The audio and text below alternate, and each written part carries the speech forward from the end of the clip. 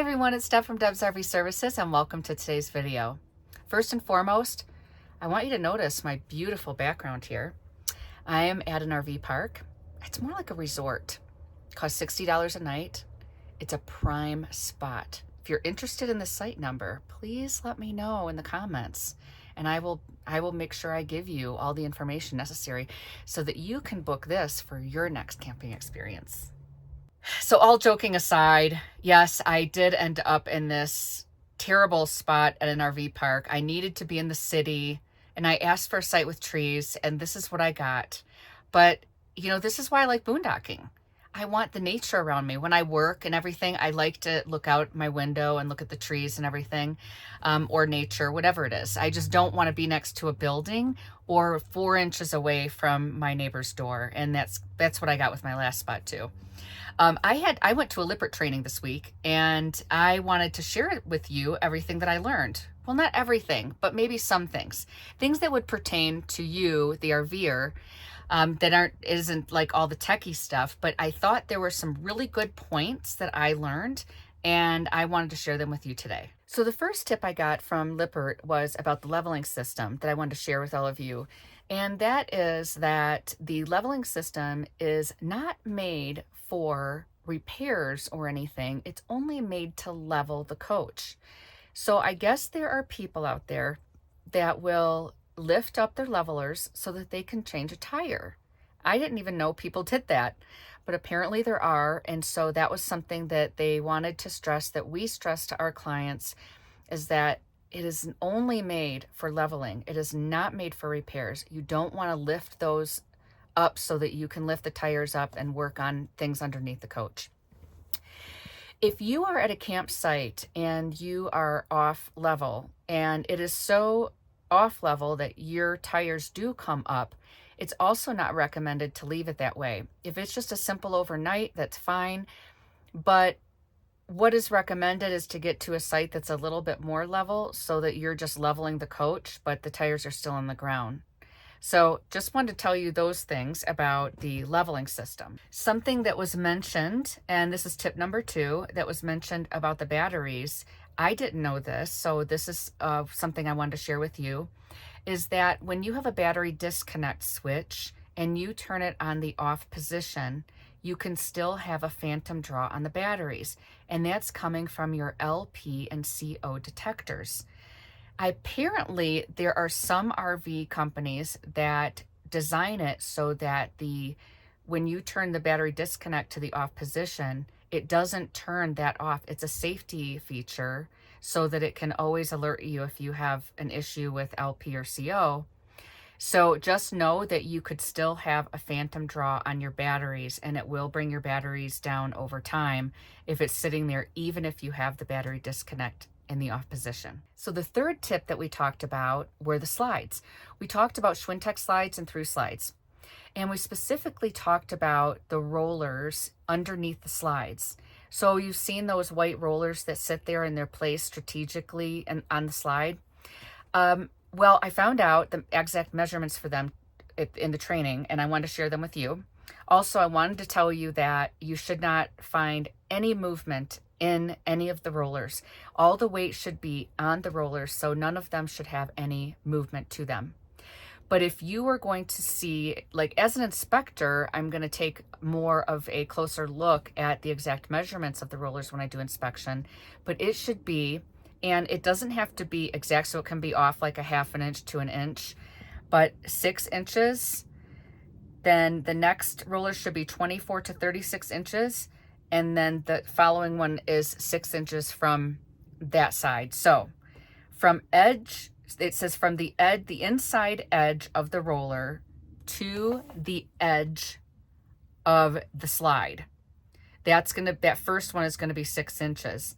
Then it goes from the inside edge of the roller to the next inside edge of the roller, should be the 24, somewhere between 24 and 36 inches.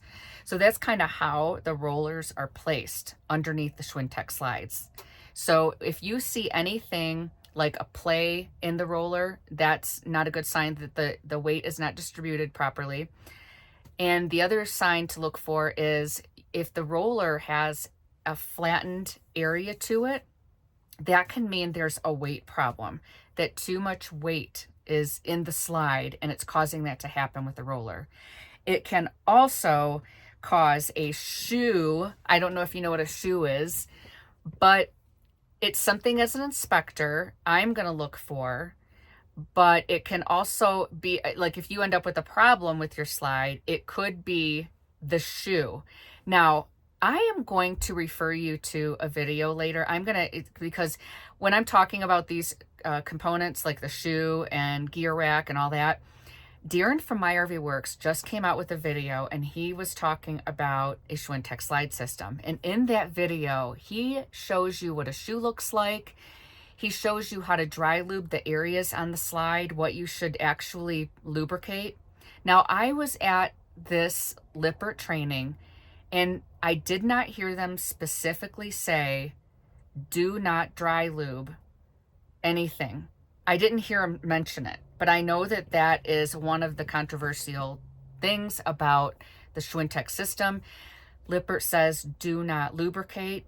But Darrin from My RV Works says he's been working on these for years and years and years, and that the shoe will fail if you don't lubricate that with the dry lube. CRC is what he recommends. So I'm going to let you watch his video, and then you can make your own decision on this. But Lippert did say to use a dry lube on the through frame slide mechanism. He said, you can use a dry lube on the gear pack of the through frame slide. So again, they didn't say specifically you couldn't use the dry lube for the Schwintek Slide system around the shoe area and the roller.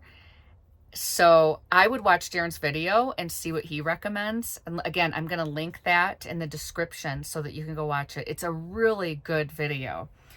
So with the slides, you want to make sure that you see that the rollers underneath don't have any play in them. So that would probably be the biggest thing that you can do as if you're looking at an RV, or even if you want to go take a look at your own.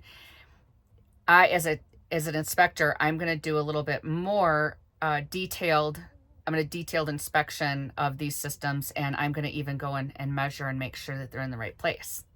I love learning these things. It just makes my inspection so much better. So, and you want to make sure that you don't have too much weight in your slide. You know, I asked the teacher about like the weight and how much, but I think you really have to try to find that out through the manufacturer, whoever designed your RV, about how much weight can be on each slide. But I think there's a big problem with too much weight on these things, and then they break, and things break like the shoe or the mechanisms. The next thing are the sweeps. So I asked about the sweeps because I had a video before, and I've heard different various things about what to clean the sweeps with. So I told people before that they could use a cleaner. There's lots of sprays out there that you can clean the sweeps with a cloth. And I specifically asked this teacher, and he said, no, don't use any of the cleaners, no baby powder, no Pledge, no, none of that. You use warm soap and water. If they get to a point where they're looking dry and cracked and they're not working correctly, he says they're there to just clean the slide. So they sweep everything off of the slide as it goes out. And they said that it's just going to collect debris, and after a while, you're just going to have to replace them. He said it's not a big deal. You just get them cut to the size that you need, and then you can have them replaced by tech. So I guess that I take back my other video about using those cleaners and use warm soapy water instead. So I'll talk about water heaters a quick second. They talked about the Girard and Furrion water heaters. And basically the one tip I wanted to give you guys about that was not to use the mud dauber screens, because what it does is it reduces the airflow by 30%. So he specifically talked about the Furrion and Girard, and that was the tip that we got from the training to let you guys know. The other thing that we talked about were air conditioners, and I didn't know this, but they said that with the air conditioners, the Furrion air conditioners, that you don't need a soft start with any of their air conditioners. and you could run 2 off of a 30 amp. Now, I don't install air conditioners. I don't work on air conditioners. I am curious what other techs out there think of this, and if this is true. Well, Lippert's saying it's true. I'm just wondering, with the experienced techs out there, what they say about this. They have a new one coming out that's an 18,000 BTU rated that is called the Chill Cube. So that one's coming out from them. But yeah, I thought, wow, that's really cool if it doesn't have as high of an amp draw on it so that you can use 2 air conditioners on a 30 amp. I don't know. So the recommendation for that was cleaning the inside filters every 4 weeks, and then replacing the filter altogether every 12 months. And then of course you can get RV technician to go to the top of your roof and do a thorough cleaning. You can get that done once a year or every season, whatever you feel like.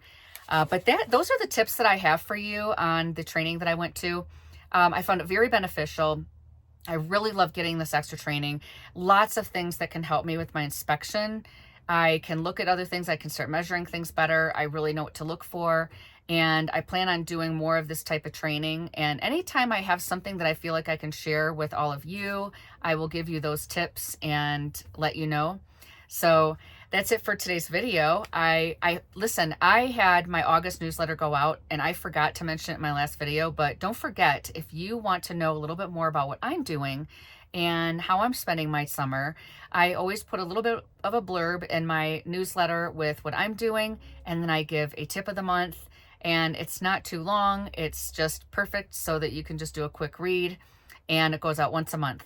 So what you would do is go to my website at debsrvservices.net, and then you can scroll down and put in your email where it says subscribe to the newsletter, and then you will receive a monthly newsletter from me.